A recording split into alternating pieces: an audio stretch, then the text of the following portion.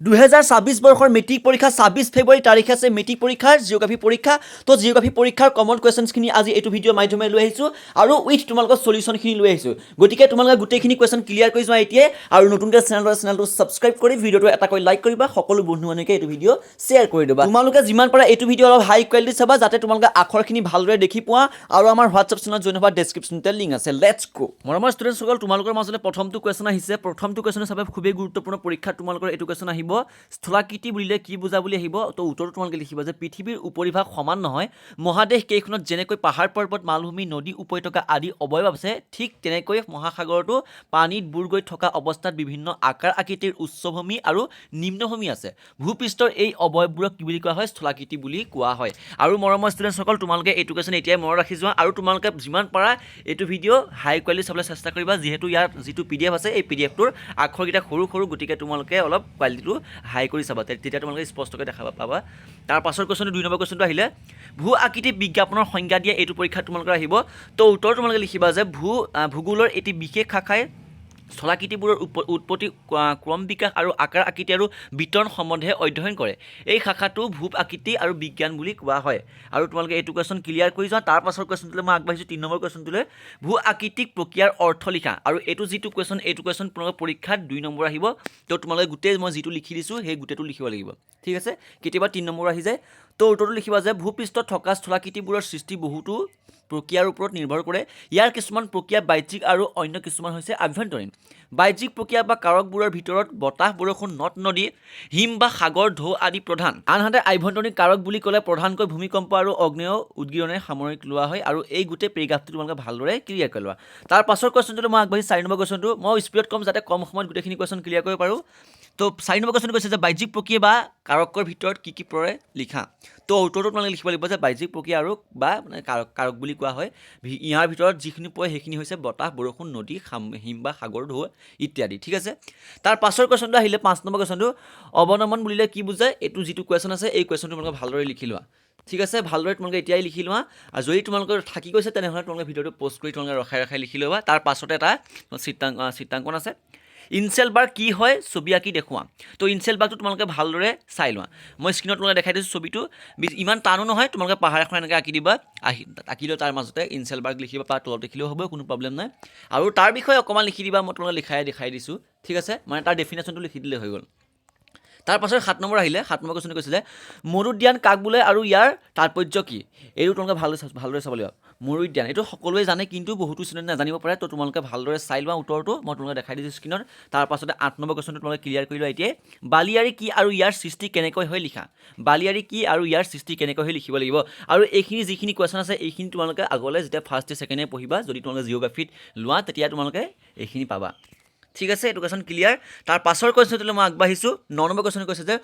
অপঘৰ্ষণ কি ইয়াৰ ফলত কি ধৰণৰ অৱয়ৱৰ সৃষ্টি হয় এইটো পৰীক্ষাত তোমালোকৰ 2 নম্বৰ আহিব most important common question answer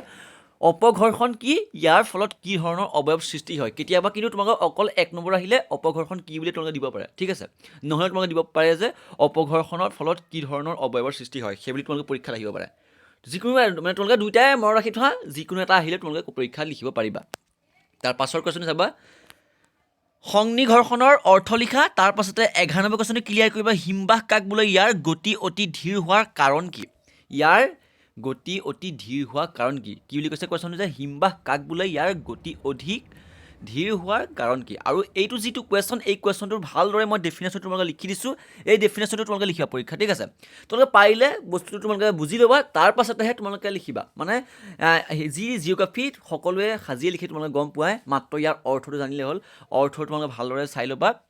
যে উত্তৰটো কি ক'ব বিচাৰিছে তো অৰ্থটো চাই ল'বা তাৰ পাছত তোমালোকে ইজিলি গোটেই কুৱেশ্যনটো সাজি লিখিব পাৰিবা ঠিক আছে মাত্ৰ কথাখিনি বুজি পাব লাগিব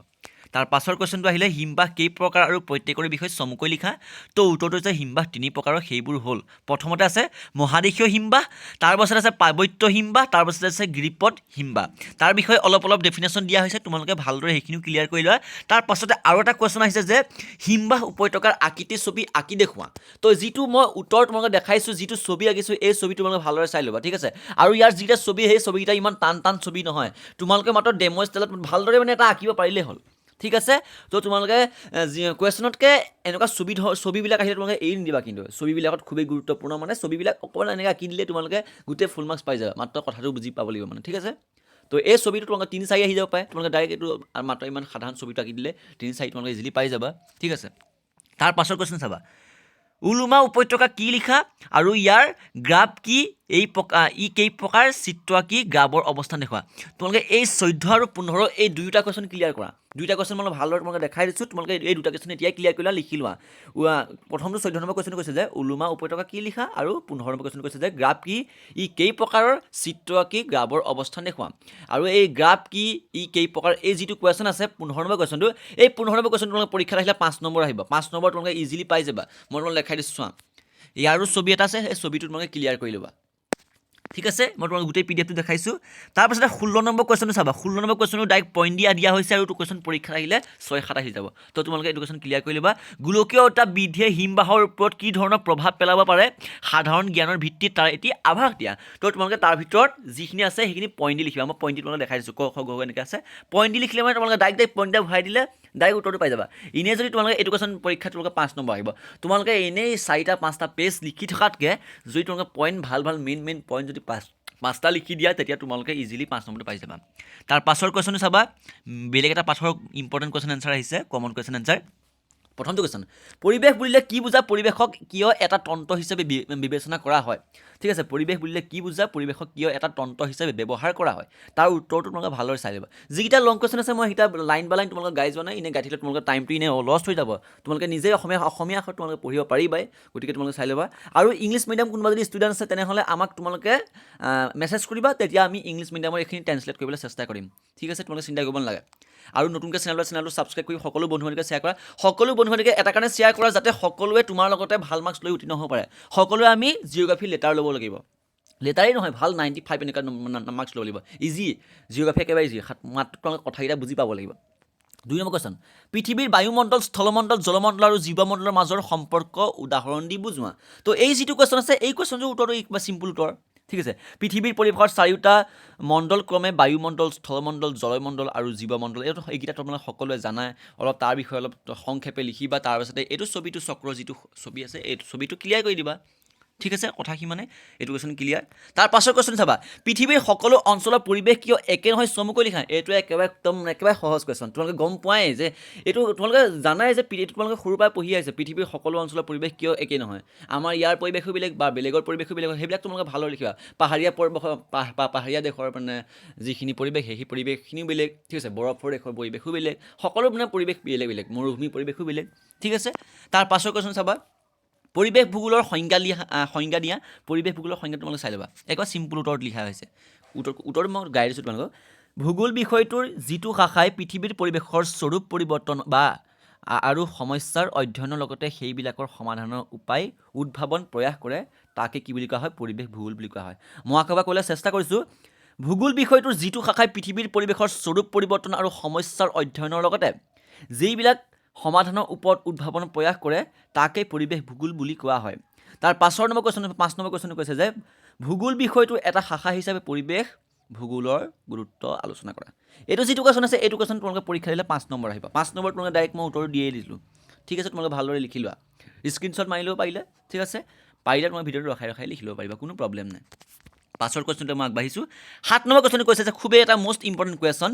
পৰিৱেশ উপাদান বুলিলে কি বুজা জীৱীয় আৰু অজীৱীয় উপাদানৰ অৰ্থ লিখা এই যিটো কুৱেশ্যন এই কুৱেশ্যনটো খুবেই গুৰুত্বপূৰ্ণ পৰিৱেশ উপাদান বুলিলে কি বুজা জীৱীয় আৰু অজীৱীয় উপাদানৰ অৰ্থ লিখা তো উত্তৰটো তোমালোকে চাবা যে পৰিৱেশৰ অৰ্থ আৰু পৰিসৰ যথেষ্ট বহল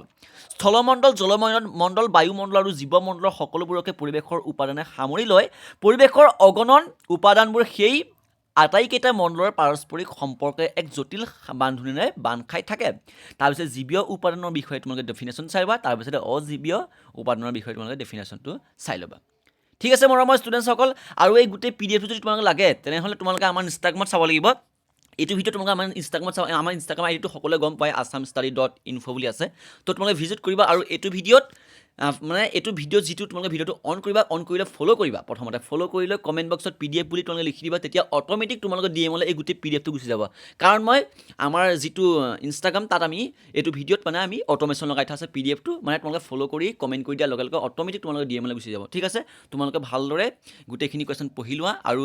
তোমালোকে যদি ইয়াত চাইছা তেনেহ'লে তোমালোকে ইয়াতে স্ক্ৰীণশ্বট মাৰি ল'ব পাৰিবা, কোনো প্ৰব্লেম নাই। যদি তোমালোকে PDF যদি সহায় হোৱাকৈ যদি PDF লাগে তেনেহ'লে তোমালোকে PDFটো চাবা, আৰু যিমান পাৰা তোমালোকে এইটো ভিডিঅ' কোৱালিটি চাবা, হাই কোৱালিটি। ঠিক আছে, তো নতুনকৈ চেনেলটো ছাবস্ক্ৰাইব কৰিবা, নটিফিকেশ্যন বেলটো অলপ ক্লিক কৰি দিবা।